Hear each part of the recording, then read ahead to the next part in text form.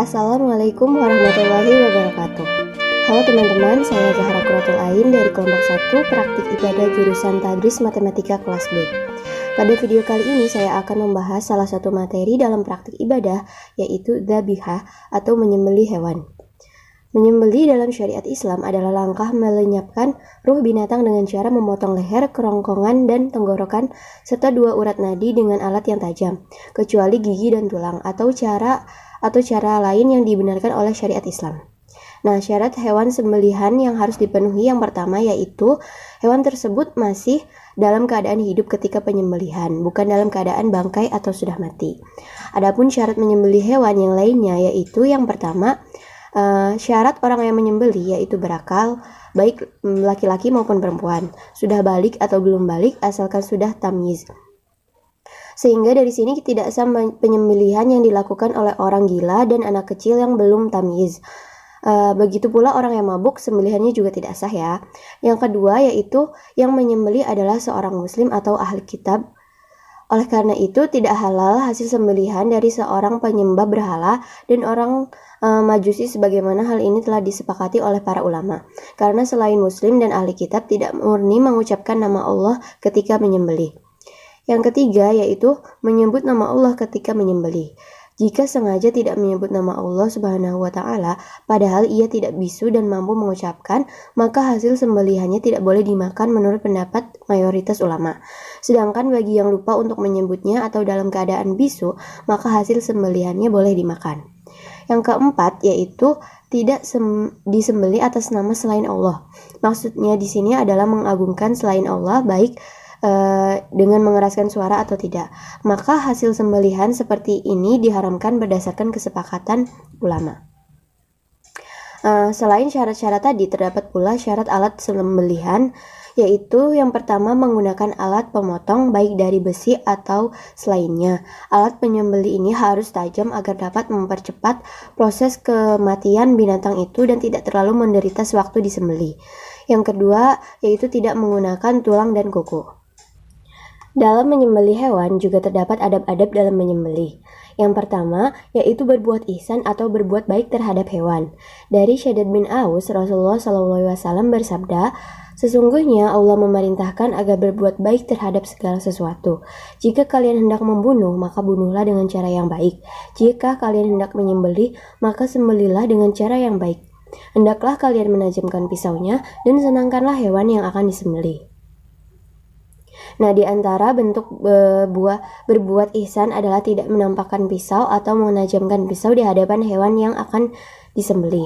Adab yang kedua yaitu membaringkan hewan di sisi sebelah kiri, memegang pisau dengan tangan kanan dan menahan kepala hewan ketika menyembelih. Membaringkan hewan termasuk perlakuan terbaik pada hewan dan disepakati oleh para ulama. Adab selanjutnya yaitu meletakkan kaki di sisi leher hewan. Yang keempat yaitu menghadapkan hewan ke arah kiblat. Yang kelima dan keenam yaitu mengucapkan tasmiyah, yaitu basmalah dan takbir ketika akan menyembelih. Nah, ibadah kurban termasuk amalan yang dianjurkan untuk setiap muslim saat Idul Adha. Tata cara pelaksanaan kurban harus mengikuti ketentuan yang sudah diatur dalam fikih. Sebagaimana amalan sunnah mu'akkadah, perintah untuk berkurban tertuang dalam firman Allah Subhanahu wa Ta'ala di surat Al-Kautsar ayat kedua.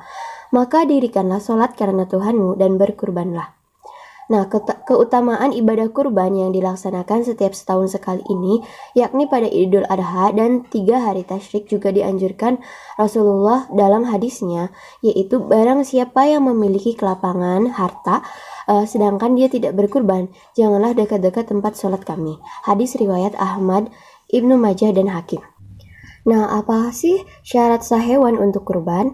Apakah semua hewan bisa untuk kurban? Tentu saja tidak. Sesuai dengan ketentuan syarat hewan kurban, hanya hewan ternak saja, di mana ada 4 kriteria lagi agar hewan sah untuk kurban di hari raya Idul Adha. Kriteria yang pertama yaitu usia hewan kurban. Sekalipun kamu memilih hewan ternak yang termasuk dalam jenis hewan kurban, tidak serta-merta bisa digunakan untuk kurban, di mana ada ketentuan umur hewan kurban yang disesuaikan dengan jenisnya. Kambing hanya boleh usia di atas 1 hingga 2 tahun, domba hanya boleh usia di atas 6 hingga 12 bulan, sapi hanya boleh usia di atas 2 hingga 3 tahun, unta hanya boleh usia di atas 5 hingga 6 tahun. Jika usia hewan yang akan dikurbankan kurang atau melebihi, maka tidak sah jika digunakan untuk kurban. Kriteria yang kedua yaitu kondisi hewan secara fisik. Kamu juga harus memperhatikan kondisi hewan. Selain dipastikan tidak dalam kondisi hamil atau sakit, perhatikan kondisi fisiknya dan pastikan tidak terdapat cacat permanen. Hal ini akan menyebabkan aib dan tidak sah kurbannya.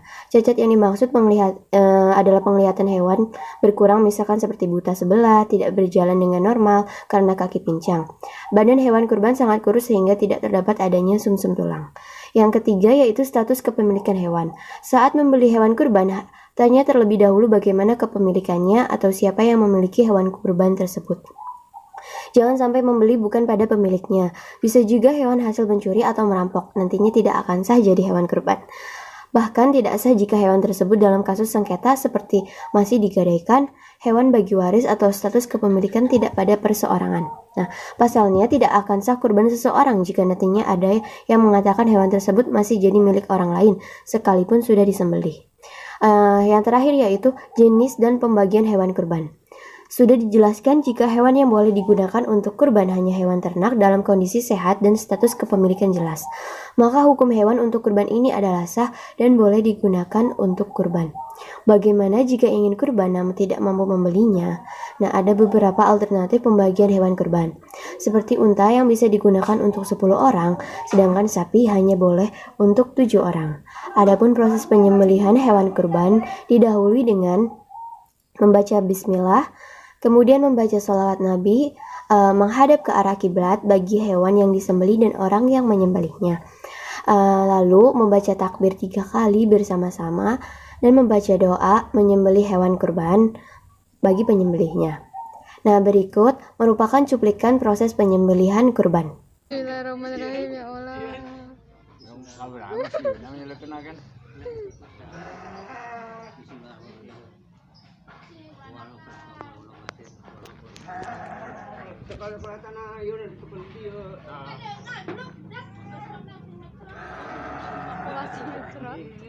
Awas sampe saya bisa ngecret cemel ya, cemel.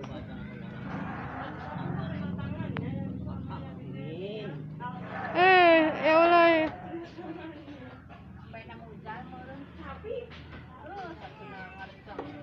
Ih.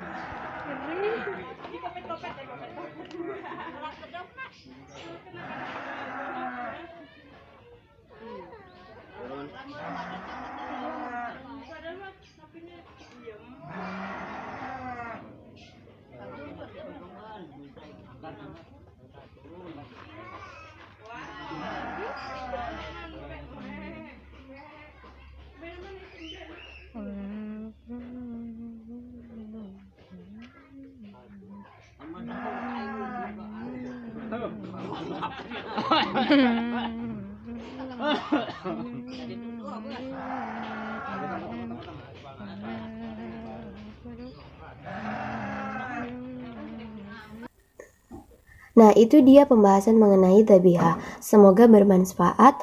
Wassalamualaikum warahmatullahi wabarakatuh.